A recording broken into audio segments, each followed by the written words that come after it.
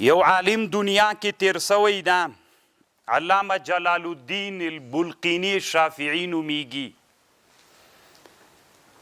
علامه جلال الدین بلقینی یو کتاب جوړ کړی، یو جل کی کتاب ده، او په دې کتاب کې د قرآن متعلق علوم را جمع کړي دي.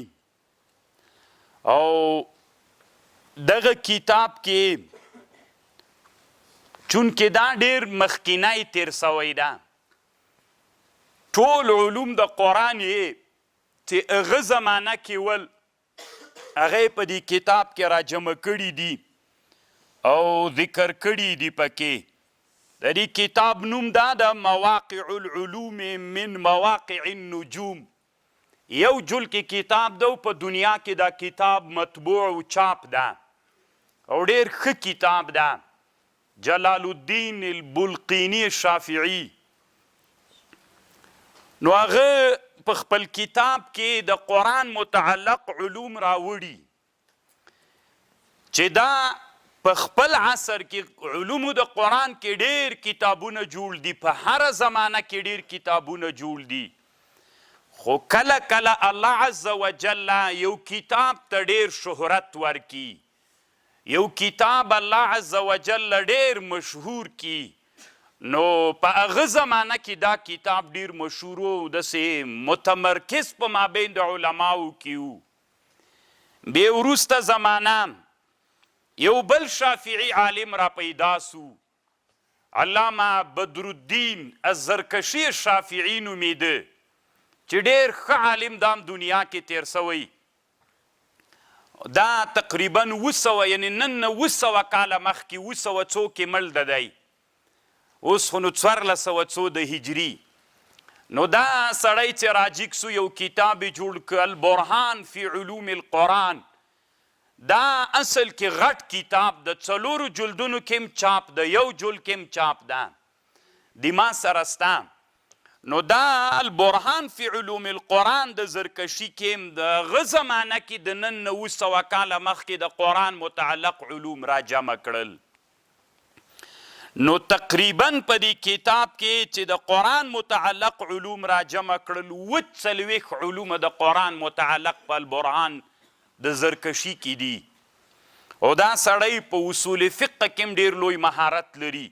د شافعیانو په اصول الفقه کې د یو غټ کتاب د کتاب القواعد نومیږي، چې 4 جلدونو کې کتاب، یو خو 3 جلدونو کې د کتاب القواعد، یو بل کتاب په اصول فقه کې لري بحر محیط نومیږي، چې دا په 4 جلدونو غټو جلدونو کې کتاب د دواړه کتابونه ما سره شته او نور ډیر.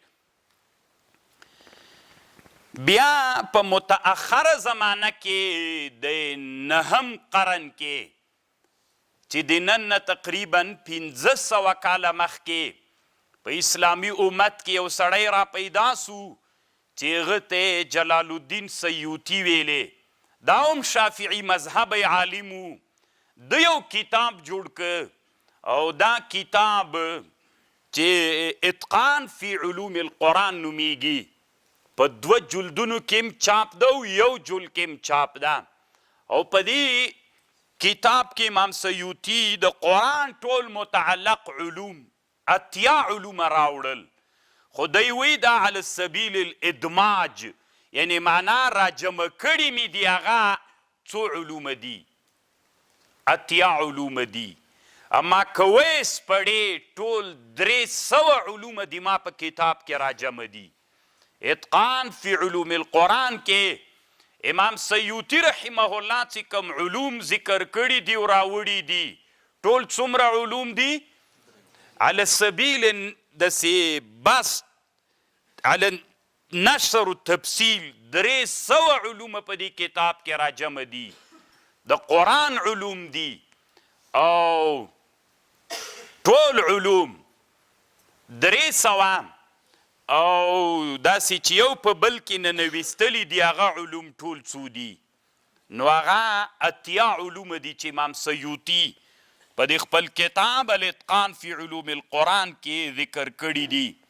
اوله بحث چې ده مکی او مدني سورتونه پیژندل دا اولینی علم د علومو د قرآن نه د ده په کتاب کې او اخرینی بحث چې ده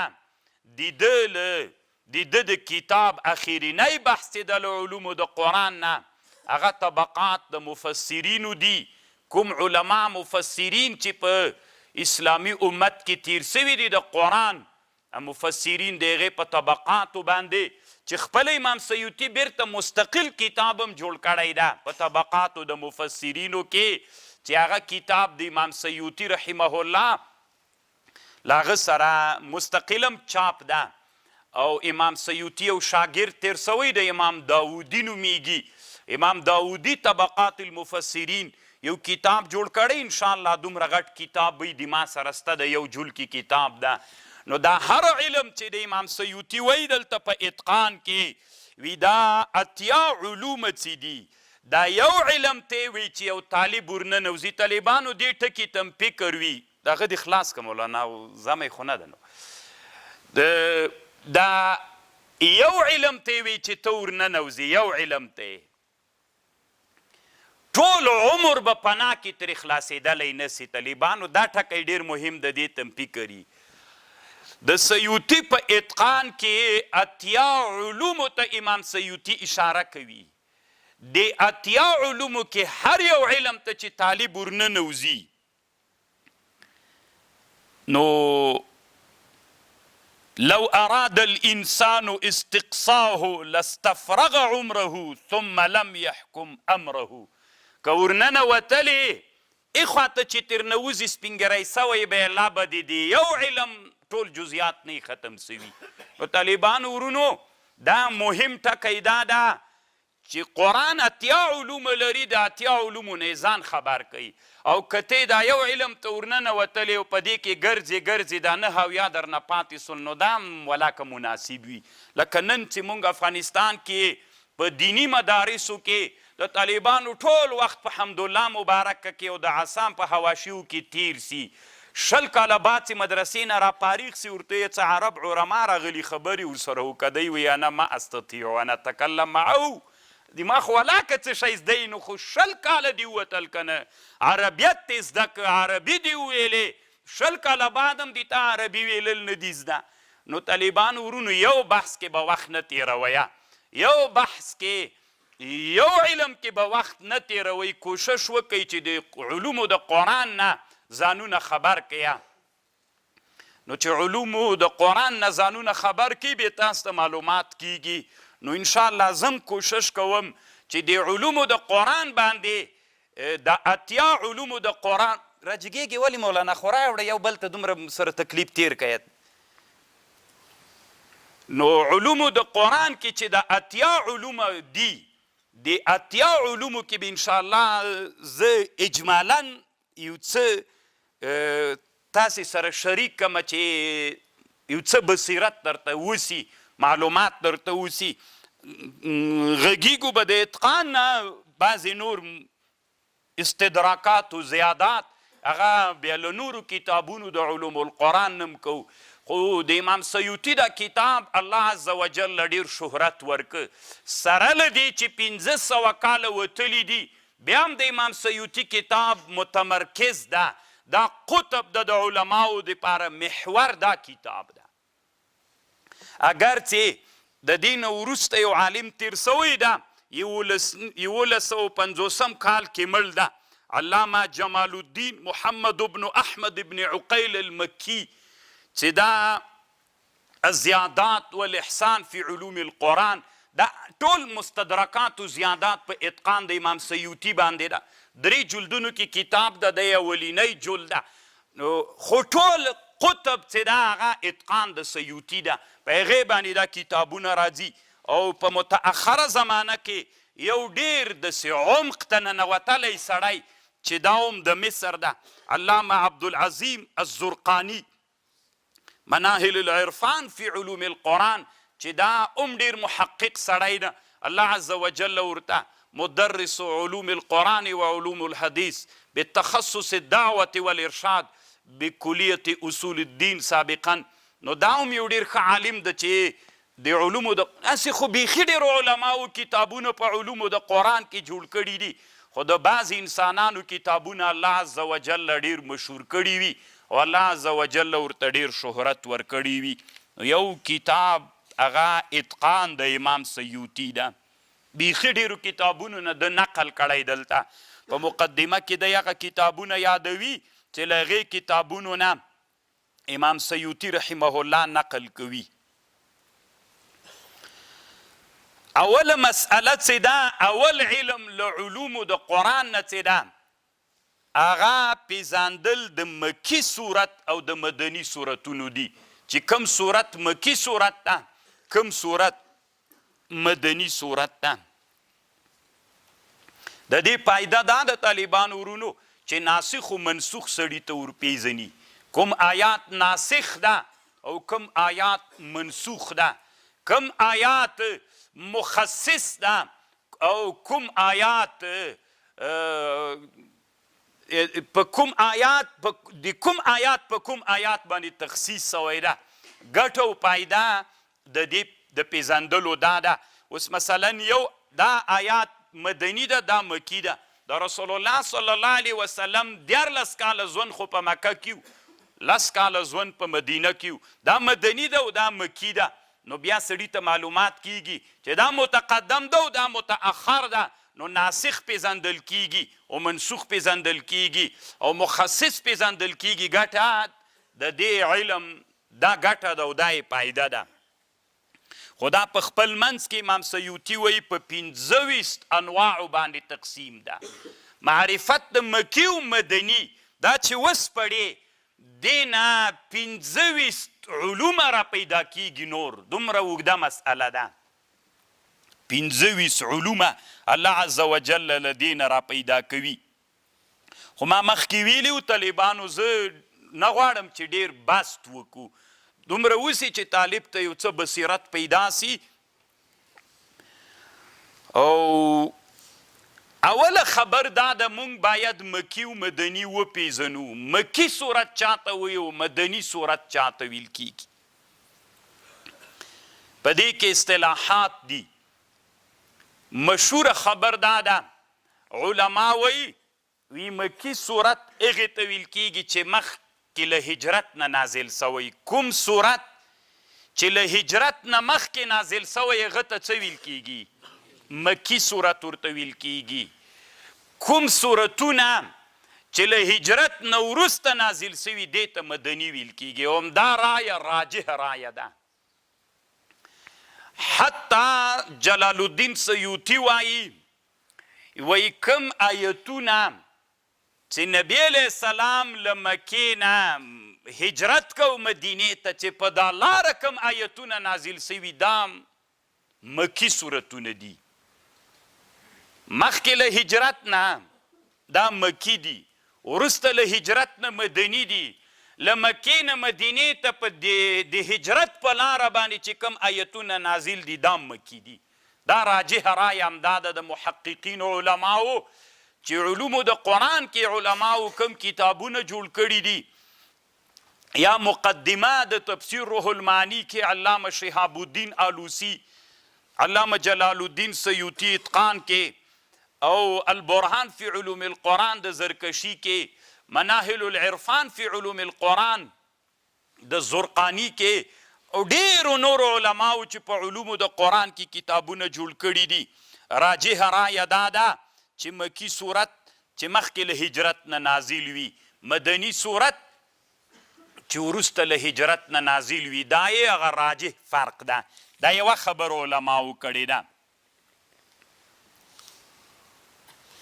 او دویمه اصطلاح دا ده، دوی وایي چې مکی صورت هغه ته ویل کیږي چې هغه په مکه کې نازل وي ولو بعد الهجرت. تاسو طالبانو د رسول الله ژوند چې وګورئ صلی الله علیه وسلم، نبی علیه السلام چې کله مکې مکرمې نه مدینې ته مهاجر سو، بیا نبی علیه السلام په صلح د حدیبیې کې په هغه کال باندې تقریبا تر مکې راورسېده. بیا په 8م کال باندې فتح د مکې راغله. بیا 10م کال باندې بیا نبی علیه السلام مکې ته راغی. 3 وارې نبی علیه السلام بیا مکې مکرمې ته راغی. یو وارې صلح دا خو مکې ته ډایرکټ نه ننوته، یو وارې صلح د حدیبې وه، یو وارې رښتیا عمرة القضا وه عام المقبل کې چې بیا راغی، او یو وارې نبی علیه السلام فتح د مکې کې راغی، یو وارې حجة الوداع، تقریبا 4 وارې رسول الله سلام بیا مکې مکرمې ته پس لغې نه. نو دغه زمانه کې چې کوم آیتونه نازل سوي دا نو څوک دي؟ دا دویمه اصطلاح داسې وایي وی کوم آیتونه چې مکه کې نازل دي دا مکی دي ولو که بعد الهجرت وي، او کوم آیتونه چې مدینه کې نازل سوي دي دا مدني دي، کوم چې په مکه کې نازل سوي دا څوک دي؟ دا مکی سورتونه دي. نو دلته یو واسطه پیدا کیږي، کیدای سي داسې آیتونه وي چې نه په مکه کې نازل وي نه په مدینه کې بل چېرته نازل سوي، نو هغه ته موږ نه مکي ویلی سو نه مدني ویلی سو، بل څه بیا ورته وایو. دا دویمه اصطلاح ده، خو دا اصطلاح مختاره عند المحققین نه ده. دا اصطلاح محققین علما وی چې راجحه رایه بس همدغه رایه وه چې اول مې درته وویلې. او یوه خبره علماو دلته بله هم کړې ده، مکی صورت هغه ته ویل کیږي چې هغې کې خطاب د مکې خلکو ته وي. مکی چې خطاب د مکې خلکو ته وي. مدني هغه ته ویل کیږي چې په هغې کې خطاب د مدینې خلکو ته وي. او مهم ټکی دا ده دلته علما دا ذکر کوي چې دا مدني او مکي پیژندل دا د رسول الله نه دي رانقل، چې رسول الله دې داسې ویلي وي دا مکي ده او دا مدني ده. دا د صحابه او د تابعینو زمانه کې را پیدا سوی دا خبر. صحابه به ویلي دا آیات مکی ده او دا مدني ده، تابعینو به ویلي دا آیات مکی ده او دا مدني ده. دې کې خپله د رسول الله نه مرفوع څه شی نسته ده. دا مکیت و مرفوعیت دا د صحابه او د تابعینو نه نقل دي، او دا خپله د رسول الله زمانه کې دا خبر نه وله چې دا مکی او دا مدني. خپله د رسول الله نه په دې باندې امام سیوطي له کتاب الانتصار د علامه ابن عربي نه نقل کوي چې په دې کې کومه خبر نشته ده. خو مخکې مې درته ویلې راجحه رایه د مکي او د مدني کومه یې وسوله؟ ما قبل الهجرت ټول مکي دي. اوس ګورئ نبی علیه السلام چې کله په فتح د مکې کې راغی، ګوره هجرت خو سوی و، پس له هجرته مکې ته راغی، دلته یو آیات را نازل سو ان تؤدوا الامانة الى اهلها. دا آیات په مکه کې را نازل سو، وروسته له هجرت نه مکي ده که مدني؟ په راجح اصطلاح باندې دا مدني صورت ده، ځکه وروسته له چا نه نازل سوی؟ ولو که په مکه کې نازلم د دا صورت آیات څوک ده؟ دا مدني صورت ده. همدغه راجح اصطلاح ده، او همدغه اصطلاح باندې محققین علما په کتابونو کې او علمي مباحثو کې دارومدار دا رایه سوله.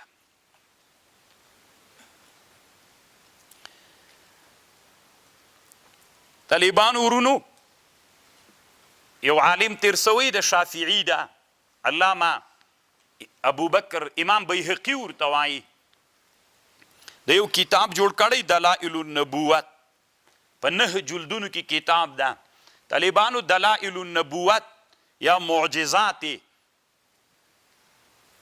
بعض علما ورته معجزې وایي، بعض علما ورته دلائل د نبوت وایي.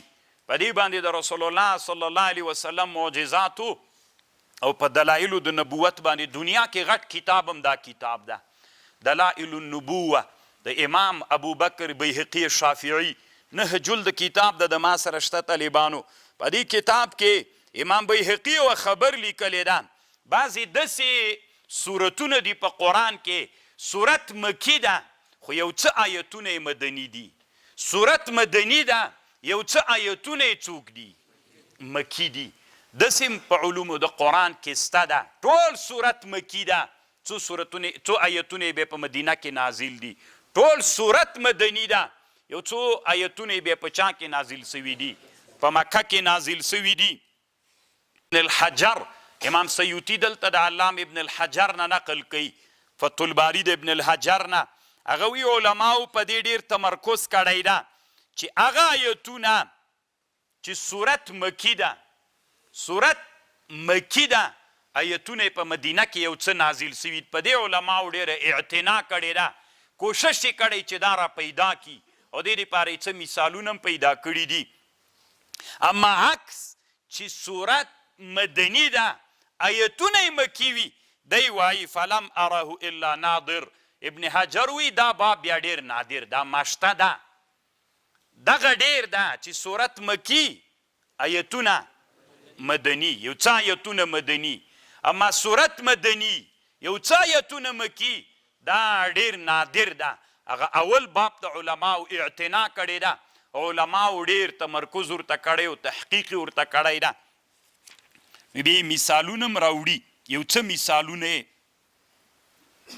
اگر چې امام سیوطي رحمه الله دلته په اتقان کې د ابن حجر خبر نقل کړي چې دا یو باب نادر ده دا بل سته امام سیوطي وی وها انا اذكر ما وفقت على استثنائه من النوعين مستوعبا اوی نادر ده دی وی زه ټول ذکر کوم دلته ټول مکمل ذکر کړي چې صورت څوک ده مکی آیتونه څوک دي بعضې ذکر کړي دي مثلا سورة الانعام چې ده په مکه کې نازل سوی الا آیتین نزلتا بالمدینة في رجل من اليهود وهو الذي قال ما انزل الله على بشر من شيء په بشر باندې الله هیڅ شی نه دی نازل کړي یا الله عز وجل دا آیات را نازل کو قل تعالوا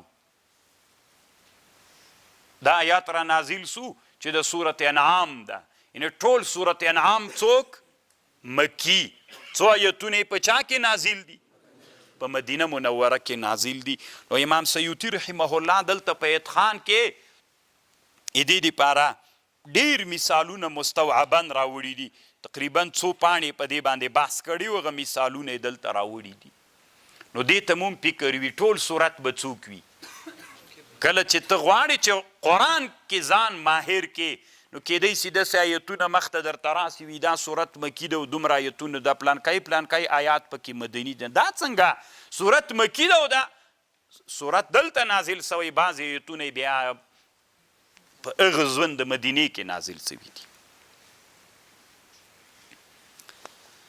او امام سیوطي رحمه الله دلته یوه خبر بله کړې طالبانو ورونو بعضې علما وایي چې د مکي صورت او د مدني صورتونو په مابین کې دا اصطلاح داسې جوړه ده مکي صورت دې ته ویل کیږي چې یا ایها الناس خطاب پکې وي یا آدم او یا ایها الناس هغه پکې وي دې ته مکي صورتونه وایي او مدني دې ته وایي چې یا ایها الذین آمنو خطاب پکې وي نو بعضې علما وایي د مکي او د مدني په مابین کې دا فرق ده خدا قاعده طالبانو کلیه نه ده اکثریه ده اما کلیه نه ده ډېر داسې مثالونه سته ده چې یا ایها الناس خطاب ده پکې نو هغه خو ته وایي چې د مکي صورت خصوصیت ده اما په مدني صورت کې دا خطاب راغلی یا ایها الذین آمنو دا خو د مدني صورت خصوصیت بلیته دا په مکي صورتونو کې نازل سوی ده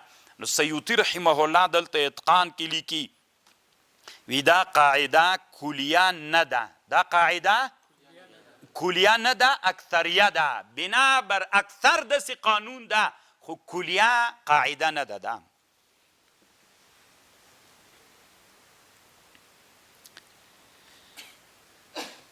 طالبانو ورونو دویمه نوعه له انواعو د علومو د قرآن نه چې دا په سفر کې نازل ده دا آیات دا په حضر کې نازل ده نبی علیہ السلام مقیم و دا آیات نازل سو نبی علیہ السلام مسافر و دا آیات را نازل سو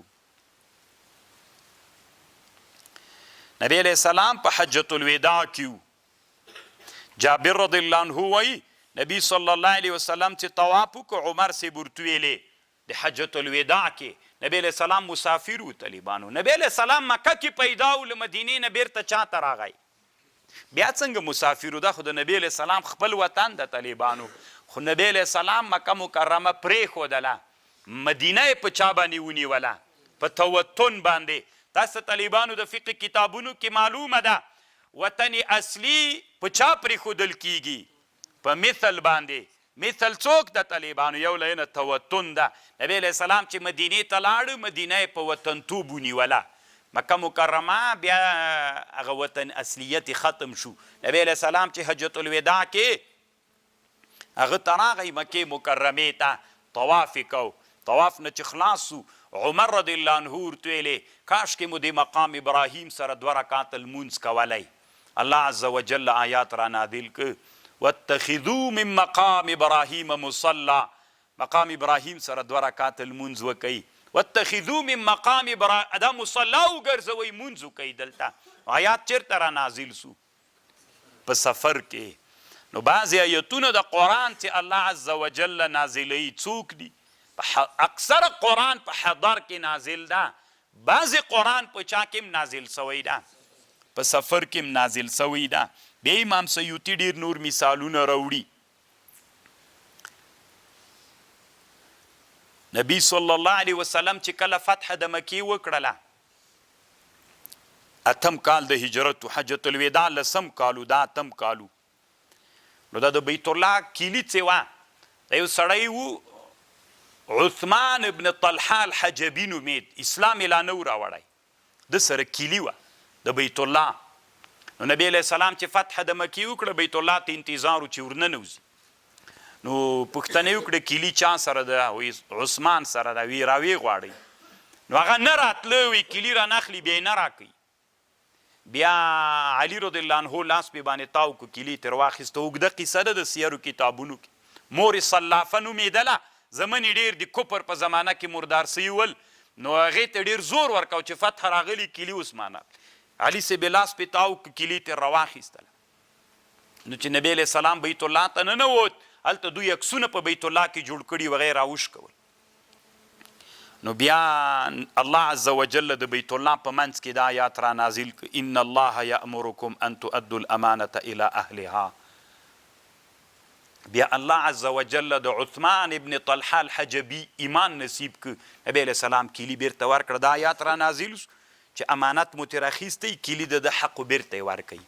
تر اوسه پورې د قبیلې ته بنو شیبه وایي، د کیلي د بیت الله تر اوسه هم د دوی په خاندان کې د ځکه رسول علیه السلام ورکړې وله الله آیات. نو آیات چېرته را نازل سو؟ په سفر کې. نبی صلی الله علیه وسلم چیرته و؟ په سفر کې و. آیات د تیمم هم چې نازل سوی ده، هغه هم د سفر زمانه وله. آیات د تیمم چې نازل سو، نو د عایشې رضی الله عنها غاړکۍ ورکوله، سفر باندې ول. بیا هغې دپاره صحابه لږ پاتې سول چې غاړکۍ پیدا کړي. د غاړې هار څه د ښځو قلاده، دی لټوله، ناوخته سوله، اوبه نه وې دلته. نو الله عز وجل بیا آیات د تیمم را نازل کړ. نو دا هم د سفر و. نو اکثره قرآن نازل سوی په حضر کې ده. یو څه قرآن په سفر کې هم الله عز وجل نازل کړی ده. نو مثالونه خو یې ډېر دي، زیاسې یو څو مثالونه وایم. طالبانو ورونو، قرآن ټول د ورځې نازل سوی. الله عز وجل چې قرآن نازل کړی ده، قرآن د ورځې نازل سوی. خو یو څه قرآن د چام نازل سوی ده، شپه کې هم نازل سوی ده، چې امام سیوطي څه مثالونه راوړي. د بخاري شریف حدیث ده، د مسلم او د بخاري دواړو. عبدالله ابن عمر وی خلکو د سحر لمانځه کې په مسجد قبا کې په مسجد قبا کې مسلمانان د سحر په مانځه ولاړ ول. یو څوک ورته راغی، ورته ویلې بېګا شپه آیات را نازل سوی ده او امر داسې پکې سوی چې تاسې مخ بیت الله ته واړوئ، نور مخ له بیت المقدس نه بیت الله ته واړوئ. نو بېګا نازل سوی د آیات، یعنې د شپې. نو دې نه معلومي. خو صحیح خبر دا ده امام سیوطي چې دلته کم تحقیق کړی ده، د علامه جلال الدین بلقیني او د ابن حجر نه چې کم تحقیق کړی ده، صحیح خبر دا د طالبانو تحویل د قبلې دا د مازدیګر په مانځه کې نازل سوی ده، یا د ماسپښین په مانځه کې، یعنې د ورځې نازل سوی. په مکه کې چې څوک داخل ول، هغو ته په همدې ورځه کې خبر ورسېدلی. لکه بنو حارثه چې ول چې دې ته مسجد د قبلتین وایي، الله مو مدینې منورې ته بوز، هلته یو جومات ته مسجد القبلتین ورته وایي. یوه قبله یې داسې ده، یوه داسې، یوه جنوبي قبله د بیت الله ته، یوه شمالي قبله د بیت المقدس ته. د هغه جومات و چې نبی علیه السلام صحابو به یو مونځ چاته پکې وکړه، مخکې به یې مونځ شمال ته کو، بیت المقدس شمال ته ده په مدینه کې، ځکه شام د مدینې منورې شمال طرف ته راځي، بیت الله جنوب طرف ته راځي. دواړه محرابونه په دې جومات کې اوس هم شته. نو مدینه کې چې داخل خلک ول، نو لکه بنو حارثه دوی ته د ورځې خبر ورسېده، کنې اصل آیات نازل سوی د ورځې و، او بیا سبا چې تیر سوله سهار مانځه کې، چونکې قبا د مدینې له حدودو نه یو څه وتلې وه، هغوی ته سبا د سهار په لمانځه کې د تحویل د قبلې خبر ورورسېده، چې د اصول فقه علما دلته یوه خبره هم کوي. نو هغه بیا تاسې د اصول فقه کتابونو کې زده کوئ. او بل مثال یې دا د طالبانو چې عایشه رضی الله عنها وی بلال رضی الله عنه چې یو ورځ نبی علیه السلام ته راغی، سحر بلال رضی الله عنه راغی، اذان یې کو، نبی علیه السلام یې هغه ته راپورته کو سحر لمانځه ته. نبی علیه السلام زړل، بلال صاحب ورته ویلې یا رسول الله ما یبکیک، څه شی دې زړی، ولې زاړې؟ قال وما یمنعنی، څه شی به مې منع کوي چې زه به نه زاړم؟ بیګا الله په ما باندې دا آیات نازل کړی، ان فی خلق السماوات والارض واختلاف اللیل والنهار لآیات لأولی الالباب. دا بیګا د شپې نازل سوی. نبی علیه السلام زړل. طالبانو تفکرم یوه لویه دنیا ده چې تاسې ترېنه خالي یئ، نه تفکر پیژنئ نه یې کوئ. انشاءالله که بیا وخت پیدا سو، یو ورځ د احیاء العلوم د امام غزالی رحمه الله نه د تفکر په اړه یو څو لنډې خبرې بیا درته کوم چې تفکر هم وپېژنئ. ځکه په تفکر کې هغه شی پیژندل کیږي چې تاسې نه پیژنئ. موږ تاسې له تفکر نه بیخي خالي یو. حافظ ابن ابي دنیا یو کتاب جوړ کړی، کتاب التفکر نومیږي. د ده یو ټول هغه رسایل چې ابن ابي دنیا جوړې کړي دي، موضوعاتو ابن ابي دنیا ورته وایي، هغې کې ټول راجمع دي، تقریبا 6 کتاب دي ټول. نو داسې 8 جلدونو کې راجمع دي. یو په هغې کې کتاب التفکر ده، هغه حدیث چې د تفکر په اړه باندې راغلي دي دی په دې کتاب کې راجمع کړي. ښه کتاب د طالبانو که وس مې و د پیدا کولو پیدا یې کیا، موضوعاتو ابن ابي دنیا. او بل نوع دا د طالبانو ورونو چې قرآن چې دا نزول د قرآن صیفي و شتایي ته تقسیم ده. بعضې قرآن الله عز وجل په اوړي کې نازل کړی، او بعضې قرآن الله په ژمي کې نازل کړی. او په ژمي کې چې نازل سوی ده هغه حدیث، هغه آیتونه د افک دي چې کله په عایشې رضی الله عنها باندې تهمت ولګېده. په بخاري شریف کې حدیث راځي، عایشه وی انها ان الذین جاءوا بالافک کانوا عصبة منکم. دا آیتونه چې نازل سو، عایشه رضی الله عنها وی انها نزلت فی یوم شات، په داسې ورځ کې نازل سو چې سخته یخني وه، او نبی صلی الله علیه وسلم باندې د وحی دومره بوج راغی، خولې ترنه څڅېدلې. دا خولې د رسول علیه السلام نه څڅېدلې، داسې وې لکه هغه د ملغلرې غوندې، داسې د عرب اوښکه چې ترنه غورځېدله. سره له دې یخ هم ډېر، خو په رسول الله دومره ګرمي و بوج به راتله د وحی د نزول په حالت کې. او دا هغه صیفي و شتایي ده.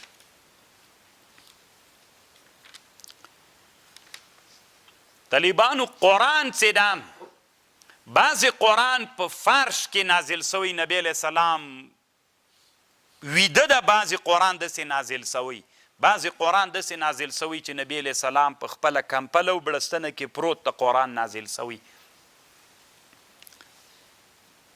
ام سلمه رضی الله عنها وی دغه 3 آیتونه شپه وله. ام سلمه د رسول علیه السلام یا ام سلمه د رسول علیه السلام بیبي وله. وی د شپې 3مه برخه، 2 برخې تیرې وې، یوه برخه د شپې پاتې وه، چې حضرت جبریل علیه السلام راغی او نبی علیه السلام باندې وعلى الثلاثه الذين خلفوا. درې کسان چې غزوې تبوک ته نه وتللي، هلال ابن امیه، مراره ابن الربیع، کعب ابن مالک، دا درې صحابه ول جهاد ته نه وتللي د تبوک. نبی صلی الله علیه وسلم اعلان وکړ چې له دوی سره به څوک نه غږیږي. سخت درد پې تېر سوی، بخاري کې اوږد حدیث ده. نو 50 ورځو نه مو واوښتله، په دوی بندیزو حجر راغلی و. رسول الله صلی الله علیه وسلم د شپې 2 برخې تیرې وې، یوه برخه پاتې وه. د ام سلمې رضی الله عنها د نوبت و چې حضرت جبریل علیه السلام راکته سو او د دې دواړو د صحابو د توبې آیتونه نازل سول. او دا په فرش کې ویده نه و نبی علیه السلام، یعنی په فرش کې و، هغه بړستنه و کمپله کې پروت و چې الله عز وجل قرآن را نازل کړ. خو دلته یو اعتراض واردېږي. عایشه رضی الله عنها وی د ما یو خصوصیت دا ده چې نبی علیه السلام باندې چې الله وحی نازله کړې،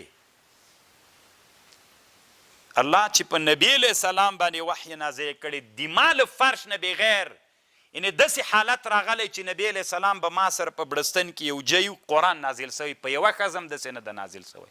که د نبی علیه السلام خو ټولې بیبیانې جمع نه وې، 2 مخکې مړې سوي 11، یوې بیبي د رسول علیه السلام ته هم داسې نه دي سوي. نو خو دا څنګه کوي؟ ام سلمه رضی الله عنها وی امام سیوطي جمع د احادیثو داسې کړې ده، یو کوټه ده، یوه بړستن ده. د ام سلمې رضی الله عنها چې نوبت و، هلته په کوټه د ام سلمې کې الله قرآن را نازل کړ. او د عایشې رضی الله عنها خصوصیت دا و چې کله به جبریل نبی علیه السلام د عایشې رضی الله عنها سره په کمپله کې ویده و یا به ورسره و، الله عز وجل قرآن په دغه حالت کې هم نازل کړی ده. دا د عایشې رضی الله عنها خصوصیت ده، الله عز وجل دې ته دا خصوصیت ورکړی. نو نبی علیه السلام باندې قرآن داسې نازل سوی چې نبی علیه السلام په فرش کې و، د ام سلمې رضی الله عنها او د عایشې رضی الله عنها. او داسې قرآن چې نبی علیه السلام دی ویده وي او په رسول الله دی قرآن نازل سوي، داسې هم پېښه سوې که نه؟ مخکې مې چې کوم کتاب درته ویلی د علامه بلقیني شافعي کتاب، هغې کتاب کې لیکلي دي و نبی علیه السلام ویده و او نبی علیه السلام باندې که چا درنه پوښتنه وکړه طالب جانه کوم سورت ته چې نبی علیه السلام باندې په خوب کې نازل سوی، انا اعطیناک الکوثر، دا سورت نبی علیه السلام باندې په خوب کې نازل سوی. د مسلم شریف حدیث ته له دې نه علما استدلال کوي. خو امام رافعي رحمه الله یو خبر کړي، هغه وایي چې قرآن خو ټول په ویښه نازل سوی ده، نو دا څنګه په خوب کې نازل سوی ده؟ نو بعض امام رافعي یو کتاب جوړ کړی کومه عمالیه ده، د عمالیه کتاب خو پیژنئ، استاذ خبرې کوي، شاګرد چې ترنلي کې دی ته عمالي وایي. نو په عمالیه د امام رافعي کې داسې وی لیکلي دي چې نبی صلی الله علیه وسلم په خیال کې داسې تیر سو، ویده و، دا آیات دا صورت یې په خیال کې تیر سو چې بیا راویښ سو، بیا را نازل سو. یا دا مطلب نازل په خوب کې نه ده، خطور یې په ذهن کې په خوب کې سوی و، خو نزول په بیداری کې سوی و. یا دا جواب ده. یا امام رافعي رحمه الله وی د دې جواب دا ده، صحیح خبر دا ده چې دلته مراد دلته حدیث ته مسلم کې نبی علیہ السلام د موږ منځ کې ناست و، اذ غفا اغفاءتن، په نبی علیہ السلام یو بیوخي راغله. دا بیوخي خوب نه و، دا هغه بیوخي وه چې په نبی علیہ السلام باندې به د وحی په حالت کې یو حالت راتله چې دا به له عادي حالت نه بدل و. کله به چې رسول الله صلی الله علیه وسلم د صحابو منځ کې ناست و، رسول الله باندې به یو حالت راغی، دا حالت به له عادي حالت نه بدل و. دغه عادي حالت ته موږ نه خوب وایو، خوب نه ده، دا د بیداری حالت ده، خو له عادي حالت نه بدل ده. دلته چې قرآن نازل سوی ده چې د حدیث کې اغفا راغلی، دا خوب نه ده، بیداری ده. دا هغه حالت د وحی کې چې د نبی علیه السلام حالت بدلیده و به وي ښه. دا د امام رافعي جواب دی. امام سیوطي وایي ما ته دا جواب خوند راکوي. یعنې د امام سیوطي رایه په اتقان کې داسې شوله. هم امام سیوطي دا خبر اتقان کې کړي. سیوطي بل کتاب جوړ کړی التحبیر فی علوم التفسیر، غټ کتاب د یو جل کې د امام سیوطي بل کتاب ده. هم د ما سره سته بیا کومه ورځ ضرورت ورته پیدا سو هم راوړم درته. ای کتاب کې امام سیوطي دغه رایه مختاره کړې. دی وی خلکو کې خو مشهوره داسې وه چې دا سورت ان اعطینا الله عز وجل په نبی علیه السلام باندې په چا کې نازل کړی؟ دی وی په خوب کې نه ده نازل کړی. که ته وی دا د مسلم، دی وی دا اغفا په حدیث د مسلم کې چې راغلی دا خوب نه ده، دا هغه حالت ده چې له عادي حالت نه مغایر ده. نبی علیه السلام باندې به چې وحی راغله یو بل کیفیت ورته پیدا کېده. دا هغه اغفا هغه کیفیت ده، دا خوب نه ده. دا د سیوطي رحمه الله رایه ده. امام سیوطي رحمه الله دا نه مني. خو علام ابن عقیله المکی دی طالبانو په خپل کتاب کې وایي د امام سیوطي خبر بیا دی نه مني. وي نو څه ضرورت ده چې ته وایي دا مطلب ده او دا مطلب ده؟ په خوب کې په رسول الله قرآن نازل سوی که نه؟ دی وایي و ففي سیرة الکلاعي من حدیث طویل تقد. کله چې نبی صلی الله علیه وسلم وایي زه ویده ومه، یوه ټوټه وه د ورېښمو، د دې ټوټه کې قرآن لیکلی و، دا اقرأ پې لیکلی و. وی ما ته ملکه راغلله، ما ته ویلې اقرأ. ما ورته ویلې زه یې نسم ویللی. بیا یې راته ویلې اقرأ. ما ویلې زه یې نسم ویللی. بیا یې راته ویلې اقرأ. بیا پس له دې نه دا آیات را نازل سو. نه د خوب کې اقرأ نازل سوی که نه و نازل؟ نو دی وی په خوب کې سورت نازل سوی ده، اقرأ بل حدیث کې ثابته ده. نو خو دا دیم په خوب کې نازل وي. خو صحیح ده طالبانو دا خو ښه خبر ده، اما د ده خبره چې قرآن په خوب کې نازل سوی ده صحیح ده، اقرأ نازل سوی. اما ان اعطینا په خوب کې نازله سوی که نه؟ طالبانو حق دلته د سیوطي سره ده. ان اعطینا په خوب کې نه ده، ځکه د مسلم حدیث باندې بینما رسول الله صلی الله علیه وسلم بین اظهرنا اذ غفا اغفاءة ثم رفع رأسه متبسما. ګوره اذ غفا اغفاءة، نبی علیہ السلام باندې داسې حالت راغی یو قسم خوب نه و. دا طالبانو صحیح خبر دا ده چې کومه خبر په امالی د امام رافعي کې کړي او سیوطي اتقان او په تحبیر کې کړي ده. ما خپل رایه دغه مختار ده طالبانو. ان اعطینا په خوب کې نه ده نازل، اگر چې په علومو د قرآن کې بعض علما وایي چې دا په چا کې نازل ده؟ په خوب کې نازل. او بل دا د طالبانو ورونو اکثر قرآن په مځکه کې نازل سوی، په اسمان کې هم قرآن نازل سوی چې نبی علیہ السلام دی په اسمانونو کې و الله قرآن نازل کړي. نو کتاب الانتصار د ابن عربی نه امام سیوطي نقل کوي څه شیان کوي. خدای و امام سیوطي وی د چې څومره شیان ذکر کړي دي فلم اقف على مستند لما ذكره فيها الا آخر البقر. صحیح خبر دا ده چې ابن عربی کتاب الانتصار کې کم شیان ذکر کړي هغه ثبوت نه لري، صرف سورت بقر چې دا د مسلم شریف حدیث ته د عبدالله ابن مسعود کله چې رسول الله صلی الله علیه وسلم معراج ته لاړو سدرة المنتهى ته، هلته نبی علیه السلام ته الله 3 شیان ورکړل، 5 منځونه یې ورکړل. واعطى خواتیم سورة البقر، د سورت بقر هغه امن الرسول دا آیتونه هلته ورکړل. خو دې نه معلومه سوله چې دا چېرته را نازل سو؟ رسول الله چېرته و؟ په اسمانونو کې. که چا درنه پوښتنه وکړله طالب جانه داسې آیتونه چې نبی علیه السلام په اسمان کې و، داسې آیتونه په نبی علیه السلام نازل سوي دي؟ او امن الرسول نبی علیه السلام چېرته و؟ په اسمان کې و چې الله عز وجل په نبی صلی الله علیه وسلم باندې نور ټول قرآن چېرته نازل سوی؟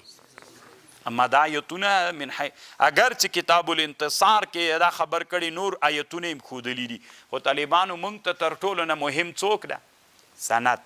الاسناد من الدین لولا الاسناد لقال من شاء ما شاء. اسناد له دین نه ده. که سند نه وای چا چې څه خوښه وه هغه به یې ویلی وی دغه داسې ویلي، ما خلکو ته به اقوال منسوب کول. خو نن الحمدلله علمي میدان دا ده، موږ سند غواړو. ته چې دا خبر کوې موږ ته سند راوړه بالرأس والعین او سند باندې به بحث کوو رجال د سند به تحقیق کوو که ثابت ومنو یې طالبانو که ثابت نه و نو هر خبر خو موږ نه منو ونې دومره ډېر خوبونه بیا راته لیدلي ول که نه اوس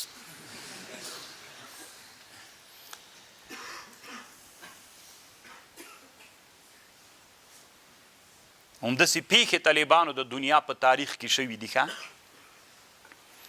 ځان نه خبرې خلکو جوړې کړي د رسول الله ته منسوب کړي علما راجګ سوي د هغې سند باندې بحث کړی دی دومره ډېرې خبرې په کتابونو کې شته نه مستقل کتابونه دې دپاره جوړ دي اللؤالي المصنوعه فی الاحادیث الموضوعه د سیوطي کتاب د 3 جلدونو کې دروغ احادیث چې رسول الله پسې خلکو له ځانه په دروغو تړلي دي که نه دال څه دي طالبانو دال خو پیژنئ چې خوړل کیږي کوم تجارو طالبانو دال به ډېر درلودل زه تی ویلي چې دال سړی وخوري د اویا مرضونو دوا اویا نبیانو دا دال خوړلی دي خلک به یې پرې راتېزول که نه خلک خو ګوګوګان غوندې وي که نه چې وایي وري که نه چې اویا نبیانو خوړلي دال ولا که بل شی وخوري بیا هره ورځ به یې خوري داسې طالبانو یو کتاب دا علامه ابن العراق الکناني جوړ کړی تنزیه الشریعة المرفوعه فی الاحادیث الشنیعة الموضوعه په دې کتاب کې د دالو کتاب الاطعمه کې د دالو هغه وګورئ طالبانو پته به درته ولګېږي د دالو یې صفت کړی طالبانو تور بانجان خو پیژنئ بازنجان دې باندې مستقل کتابونه جوړ سوي دي فضیلت یې بیان کړی له ځانې دروغ حدیث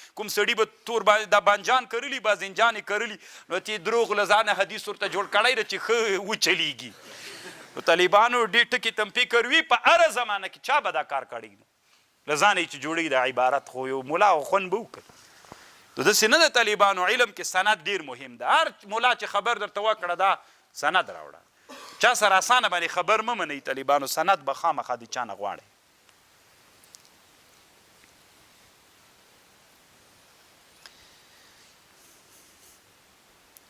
او بله خبر دا ده چې قرآن کې اول نازل سوی سورت یا مطلق اول نازل په قرآن کې کم یو ده اول قرآن کم یو نازل سوی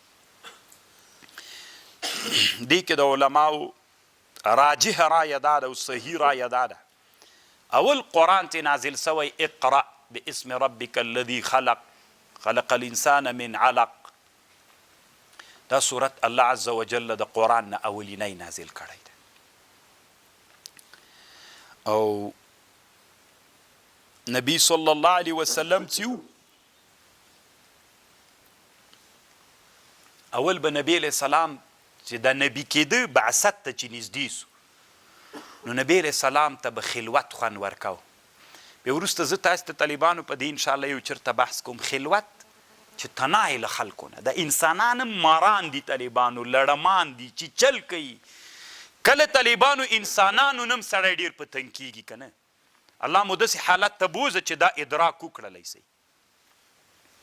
نو نبی صلی الله علیه وسلم په مکه کې چې اوسېدو د مکې خلک خو ټول مارانو لړمان چې چل یې کول نبی علیه السلام ته خلوت خوند ورکو غار حرا ته به لاړو غار حرا په مکه مکرمه کې یو غار ده جیګ غر د دې غره نه ټوله بیت الله ښکارېږي دلته به نبی علیه السلام لاړو هلته به د الله عبادت کوو تناو د تفکر به یې کوو چې دا هم یو ډېر ښه کیفیت ده د انسان تربیت ډېره ښه ورباندې کېږي رسول صلی الله علیه وسلم به هلته لاړو او ځان سره به یو څه خوراکي شیان ویوړل هغه وخت کې د رسول الله بیبي چې وه خدیجة الکبرا رضی الله عنها وله نبی علیه السلام به چې لاړو څه خوراکي شیان هلته به بیا به ډېر وخت و هغه به چې خلاص و بېرته به راغی بیا همداسې یوه ورځ وله له ورځو نه ملک ورته راغی نبی علیه السلام په غار حرا کې اقرأ نبی علیه السلام ورته ویلي ما انا بقاري بیا کسې کېکاږه زور ورباندې کو اقرأ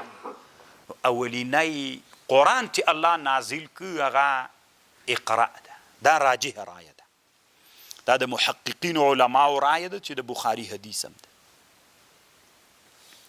او دویمه رایه دا ده جابر رضی الله عنه وایي چې قرآن الله عز وجل په نبی علیه السلام باندې را نازل که اول چې نازل سوی د هغه یا ایها المدثر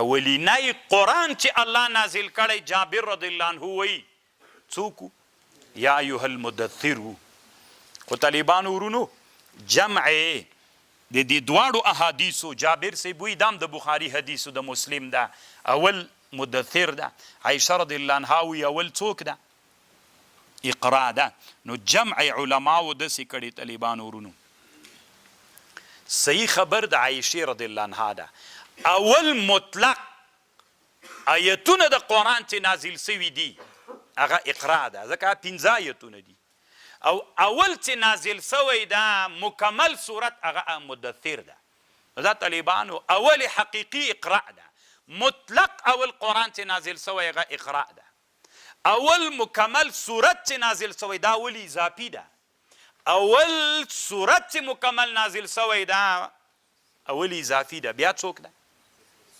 هغه سورت مدثر ده یا دا د طالبانو د عایشې رضی الله عنها خبره هغه د رسول الله نه اورېدل سوي خبر ده او د جابر رضی الله عنه خبره اجتهاد ده اجتهاد د صحابي ده نو دې بیا د عایشې رضی الله عنها د حدیث په مقابل کې اعتبار نشته ده دا دوه جواب دي صحیح ده د اول مطلق قرآن چې نازل سوی څوک ده اقرا ده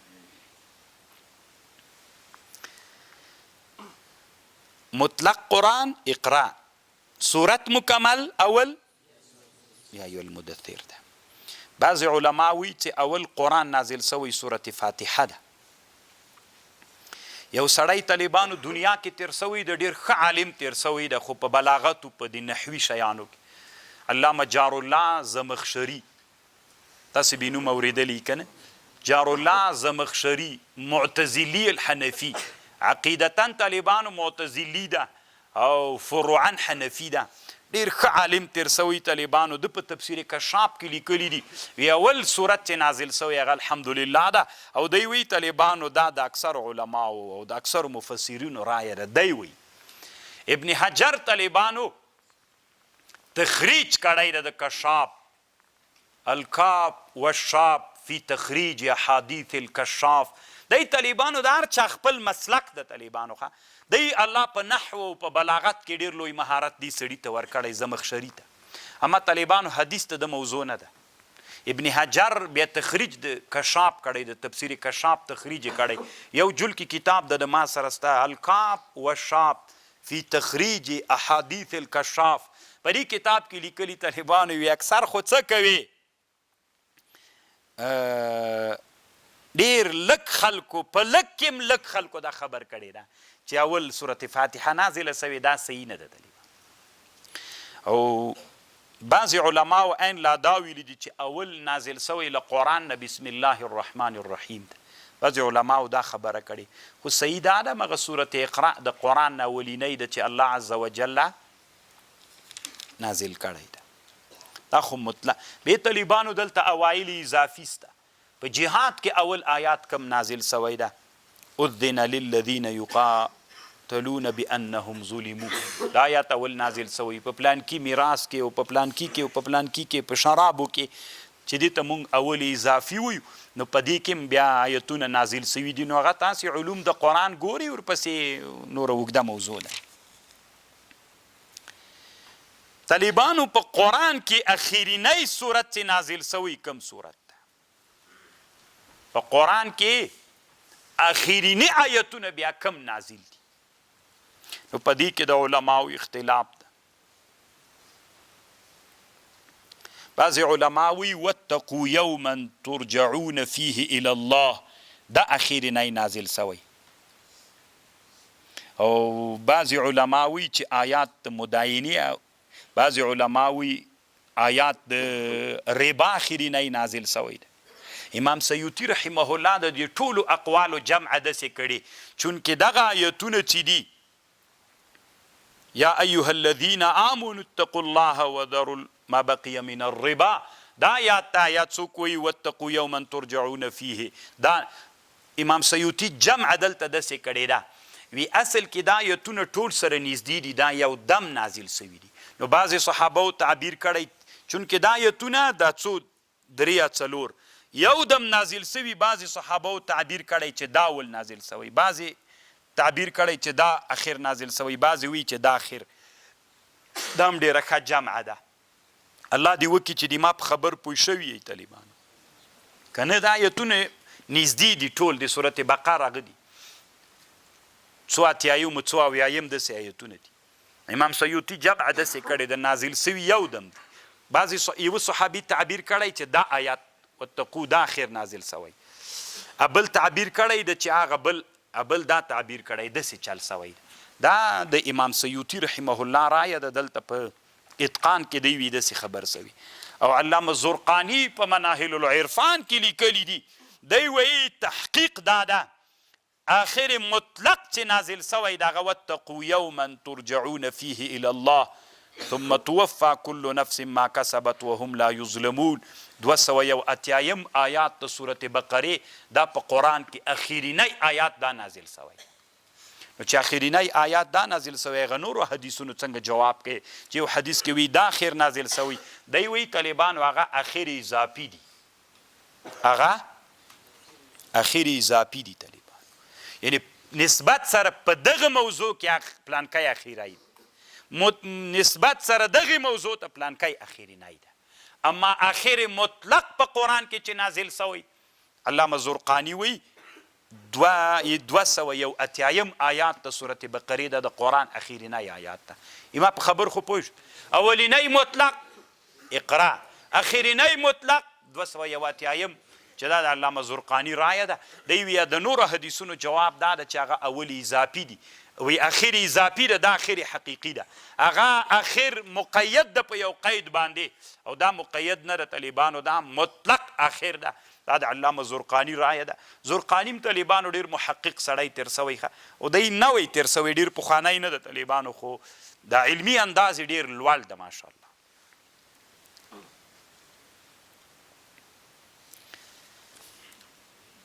یوه ډېره ښه قاعده دلته طالبانو علما ذکر کوي، دې ټکي ته یې تاسې فکر امام سیوطي ذکر کړی، د ابن کثیر نه نقل کړی. قاعده داسې ده کله کله په کتابونو کې داسې راسي چې آخر آیات دا نازل سوی، کله کله آخر په دې معنا باندې طالبانو چې دا ناسخ ده، دا مطلب ده، یعنی نسخه دا آیات. مثلا کله کله علما داسې وایي دا آیات آخر نازل سوی، دا معنا منسوخ نه ده، دا مطلب.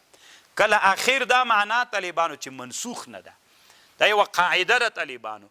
کله کله په علومو د قرآن کې مسله داسې ذکر سي چې دا آیات اخرینی آیات نازل سوی ده، د هغې دا معنا نه چې تر ټولو نه اخر ده، یا د هغې دا مطلب ده چې منسوخ نه ده، یعنی اخر نازل سوی دا معنا چې څوک نه ده، منسوخ نه ده طالبان.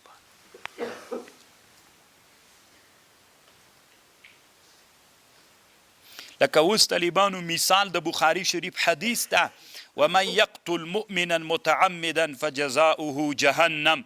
عبدالله بن عباس وی هي آخر ما نزله، دا اخرینی آیات ته چې نازل سوی څه مطلب طالبانو؟ ما نسخها شیء، هیڅ شي دا آیات منسوخ کړی نه ده. که چا یو مسلمان قصدن مړ که متعم فجزاؤه جهنم، جزای جهنم ده، دا آیات منسوخ نه ده. نو چې منسوخ نسو نو دا خو له اصولو د چا سره خلاف سو؟ د اهل سنتو اصول دا دي چې مرتکب د ګناه کبیرې مخلد فی النار وي که درنه ویر ده. یو سړی چې مرتکب د ګناه کبیره سي جهنم کې به ټول عمر وي که یو څه اندازه مخلد فی النار نه ده. او دې آیات نه خو داسې معلومیږي من قتل مؤمنا متعمدا فجزاؤه جهنم خالدا فیها. نو طالبانو به د دې جواب علما کوي که نه چې یا دا څوک سي چې منسوخ نه سي. دا ابن عباس وی آخر ما نزل ما نسخها شیء، هیڅ شي نه ده منسوخ کړی، خو څوک نه سو منسوخ نه ده. چې منسوخ نه ځو نو بیا خو هلته د اصل د اهل سنتو یو شی وي، قرآن بل څه وي. بې طالبانو علما جواب دا کوي چې اصل جزا خو یې دا ده، خو الله یې بې ورکوي نه. یو او دویم دا د طالبانو ورونو چې دا هلته چې حلال یې وګڼي، بیا خو حد کفر ته ورسېد چې حرام حلال وګڼي، بیا علما مختلف جوابونه هلته کوي. الله دې وکړي چې په خبر باندې پوه شوي. انشاءالله په دې به هم چېرته بحث وکړو چې یو طالبانو خلف د وعد ده، یو خلف د وعید. چا سره د وعده کړې و خلاف یو کې دا څه حکم لري؟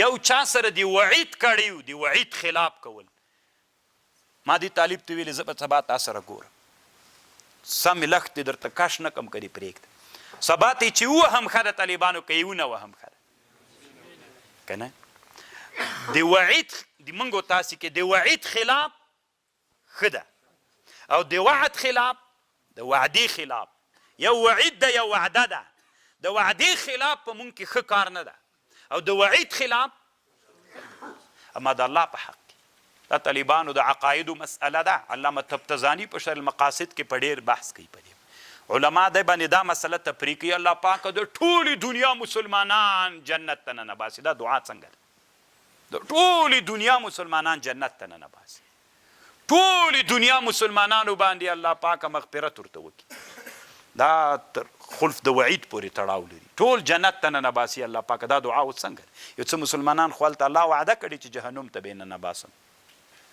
نو دا په دې باندې بنا ده بیا چېرته بحث پې وکړو طالبان که جای راغی او که جای رانغی وي کتابونه پسې ګورئ علي قاري صاحب هم په دې مسئله باندې کتاب جوړ کړی روح المانی یو جي کې ښه بحث په دې مسئله باندې کوي نور علما شامي په رد المحتار کې په دې مسئله باندې ښه بحث کړی ده طالبانو ورونو کتابونو د انسانان څه دي دا لکه بني آدم داسې دي تاسې کې طالبانو د باطن کې ډېرې معناوې پرتې دي خو هغه معناوې در کې مړې دي کله کله طالبانو داسې انسانانو سره مخ کېږئ چې تاسې کې هغه عاطفې راژوندی کوي هغه مړې عاطفې بیا مو دې ته راهڅوي طالبانو چې هغه میدان ته لاړ سئ که نه زه به یو ښه اسانه مثال درته یم طالبانو مثلا یو جي کې خلک راجمع دي داسې ښه غلي غلي ناست دي یو سړی د سپین ږیری داسې ډولې په غاړه کې اچولی طالبانو چې دا داسې درنګ درنګ یې ورکړه که نه خطرناک یې وهل شروع کړل دا سړي کې طالبانو دلته داسې څه عاطفې راژوندی سي که نه سړی وایي چې یاره ته هم دې میدان ته ورخیز که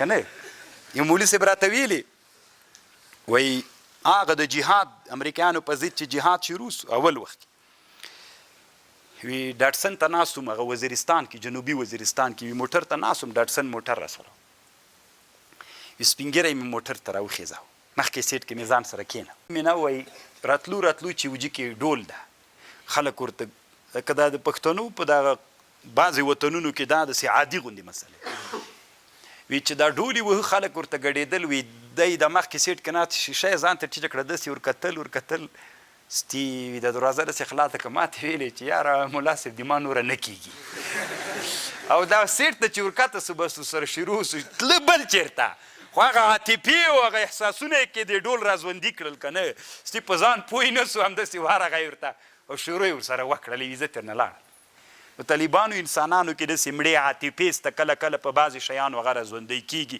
او پکار هم ده چې راژوندی سي په مونږ کې مړې دي الله دې مونږ کې راژوندی کړي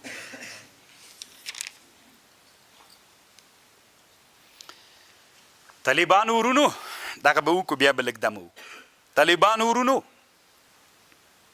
دلته اوس معترض اعتراض کوي موږ څه وویلې چې اخرینی آیات د قرآن نازل سوی کم یو ده 281 آیات سورت نو الله عز وجل خو اليوم اکملت لکم دینکم واتممت علیکم نعمتی ورضیت لکم الاسلام دینا دا آیات څنګه او دا آیات چیرته نازل سو دا د سورت مائده په حجة الوداع کې نازل سو نو خو دینه معلومیږي چې دا اخرینی آیات ته پس له دینه نه ده نازل سوی ته وایې چې هغه اخرینی آیات ته د نزول په لحاظ باندې او ما هغه ته چې ګورې دا آیات طالبانو اسلامی امت کې یو سړی تیر سوی علامه ابو جعفر ابن جریر الطبري نومیږي دا طالبانو د قرآن یو مفسر تیر سوی په دنیا کې تر ټولو نه معتبر تفسیر دا د طالبانو خو انسانان داسې د معتبر تفسیر نه ډېر نه یې ګوري نه چاته پته شته نه یې معلومات لري درس جلد تفسیر د طالبانو او تاسې د یو ټکي ته فکر وي طالبانو دا مجتهد ده ښه طالبانو دا سړی دا مجتهد مطلق د طالبانو مجتهد فی شرع د دې چا مقلد هم نه ده ګوري ښه ته به وایي چې امام شافعي امام با بیخي یادوي نه طالبان امام شافعي صاحب ابو حنیفه به خپل کار کوي زه خپله مجتهد یم که نه طالبان یو سړی چې مجتهد بیا بل تقلید مقلید نه کوي تقلید خو د چا کار ده د ړانده لکه موږ او تاسې چې ړانده یو موږ تقلید کوو یو سړی چې بنا وي هغه تقلید ته څه ضرورت لري نو طالبانو دی مجتهد مطلق د ابن جریر دی ځان ته مستقل مذهب لري طالبان نو دا د دنیا تر ټولو نه لوی مفسر دا سړی ده ابو جعفر ابن جریر الطبري. نو دی په د خپل تفسیر کې جواب داسې کړی ده چې الیوم اکملت لکم دینکم دا اخرینی نه ده طالبانو. نو مراد ترنه څه شی ده له دې نه؟ دی وایي مراد دلته ترېنه دا ده الیوم اکملت لکم، ای د الله نبی نن ورځ په حجة الوداع کې ما تا ته دین کامل که. دین کمال نه مراد څه شی ده؟ بیت الله مې درته فتح کړه او ته به پکې متقرر کړلې. مخکې له دې نه به مشرکانو په بیت الله نه طواف کو، یا لوط یا مشرکانو به طواف کو. نبی صلی الله علیه وسلم د دین یو کال مخکې اعلان وکړه الله یطوفن بالبیت مشرکون، پس له دې نه به بیت الله باندې مشرک طواف نه کوي، په دوی باندې بندیز ولګېده. ټوله بیت الله د مسلمانانو سوله. نو د دې مطلب دا د الیوم اکملت لکم، تاسو ته مې دین کامل که. کمال د دې وجې نه بیت الله مې دا کمال اضافي ده، د دین مې درته کامل که، د دې لحاظه مې دین درته کامل که چې بیت الله مې درته فتح کړه، مشرکان نور دلته طواف نسی کولی، ته مې پکې متقرر کړلې. دلته د بیت الله کې اوس نارې د توحید پورته کیږي، نور دلته شرک مرک نشته. دا مطلب دا ده دا د علامه ابو جعفر ابن جریر الطبري رحمه الله رایه ده چې هغه دا خبر کړی ده. دا هم ډېره خوندوره خبره ده طالبه. نو ټکر رانغی لږه سره چې تا خو ویلي چې اخرینی آیات په قرآن کې نازل سوی 281 آیات د سورت بقره. دا څنګه دا طالبانو اتمام اضافي ده. الیوم اکمل دا اکمال اضافي اکمال ده. په هغه خاصو امورو کې مې تا ته دین څوک پوره چې هغه فتح د مکې د تا تقرر او نه طواف د مشرکینو له بیت الله نه ده. الله دې وکړي چې په خبر پوه سوي. څو دقیقې به دمه وکړو طالبانو، بیا بل درس.